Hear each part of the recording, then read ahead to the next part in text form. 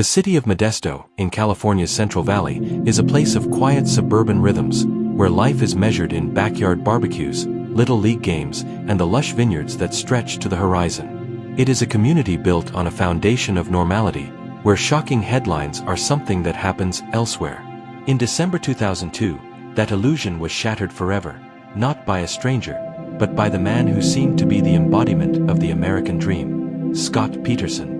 Laci Denise Rocha was Modesto through and through. Vibrant, beloved, and with a smile that could light up the fertile valley she called home, she was a former teacher who had found her calling in event planning. Her family was close-knit, her friends legion. In 1997, she met Scott Peterson, a handsome and charming fertilizer salesman who seemed to have stepped from the pages of a romance novel.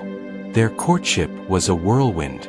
He was attentive, romantic, and seemingly devoted. They married in August 1997, and to their friends and family, they were the golden couple. By Christmas 2002, they were expecting their first child, a son they planned to name Conner. Laci, 27 years old and 8 months pregnant, was the picture of maternal joy. She documented her pregnancy in a meticulously kept planner, filled with appointments, baby showers, and excited notes. The exterior of their modest home on Covina Avenue was decorated for the holidays, a public declaration of their happy life. On the morning of December 24, 2002, Scott Peterson called his in-laws' house in a panic. Laci was missing. He told her mother, Sharon Rocha, that he had last seen his wife at around 9:30 a.m. as he left their home to go fishing in Berkeley, a 90-minute drive away. He claimed she was about to take their golden retriever, Mackenzie, for a walk in East La Loma Park, near their home. When he returned home that evening, he said, the dog was in the backyard with his leash on, but Laci was gone. Her purse, her phone, and her car were all there.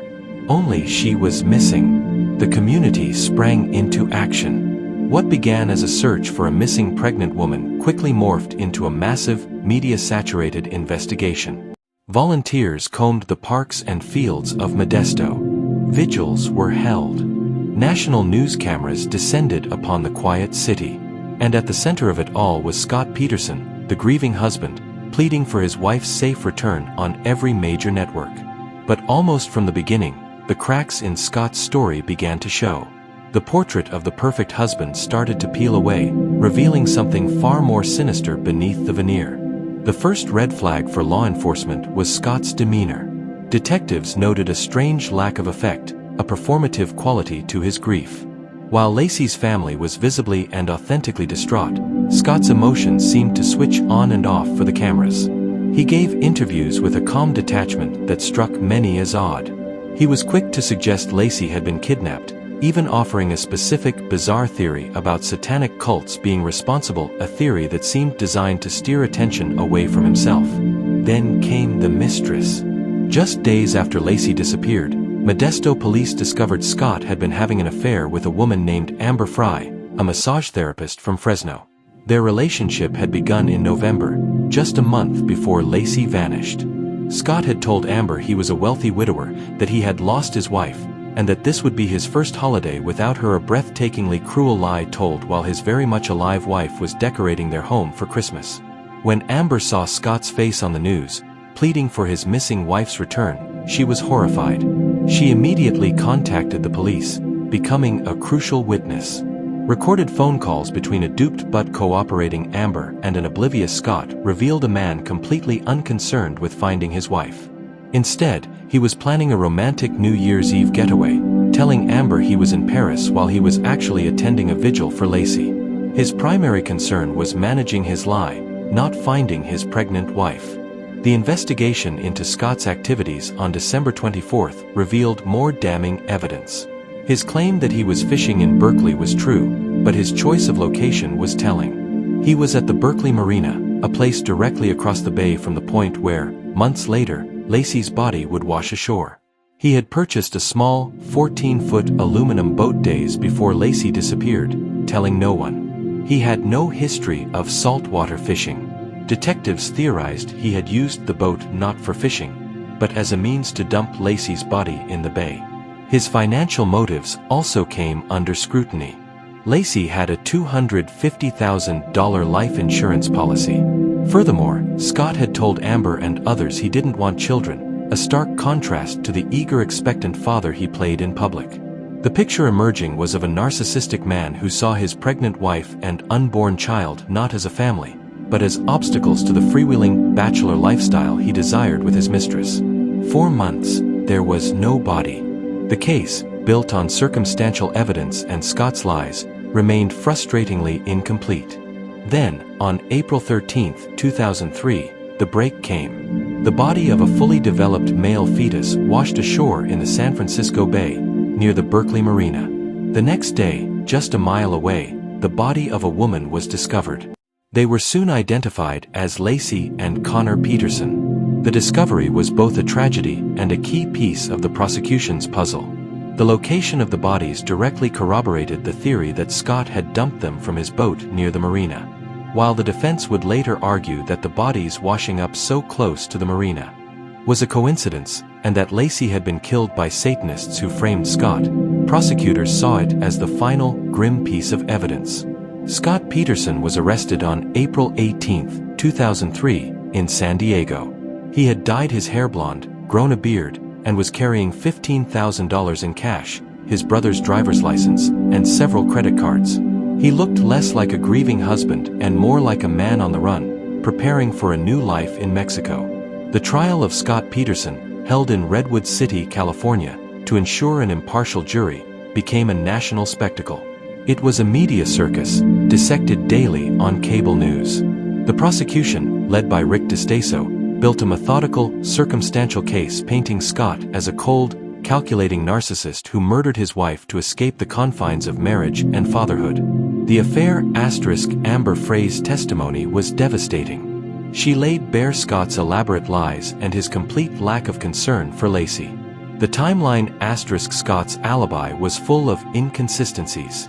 Witnesses placed Laci walking the dog after Scott claimed to have left, and a neighbor reported seeing a van parked suspiciously near the Peterson home that morning. The prosecution suggested Scott had never gone to the marina in the morning, but had killed Laci at home, secured her body in his truck, and then driven to the marina later to dump it.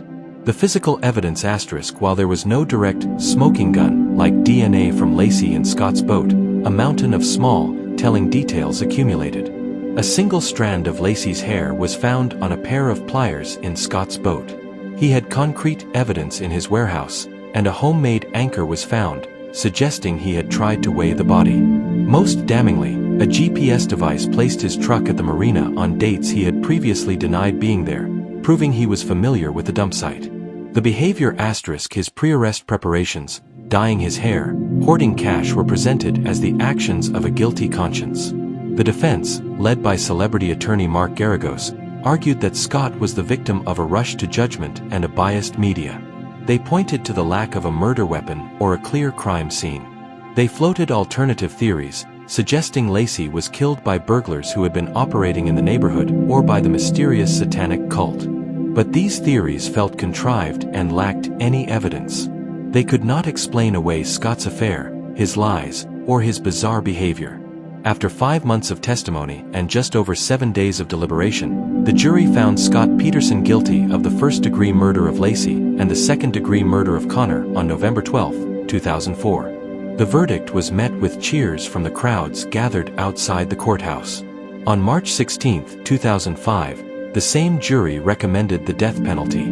The story did not end with the slam of a prison door. In 2020, the California Supreme Court overturned Scott Peterson's death sentence, citing a significant error by the trial judge who improperly dismissed potential jurors who expressed opposition to the death penalty, but had stated they could nonetheless impose it. The guilty verdict itself, however, was upheld. In 2021, San Mateo County prosecutors announced they would not seek the death penalty again in a resentencing trial, and in December 2021, Scott Peterson was resentenced to life in prison without the possibility of parole. For Laci's family, particularly her mother, Sharon Rocha, the legal battles were a secondary torment. Their primary reality was an unimaginable loss.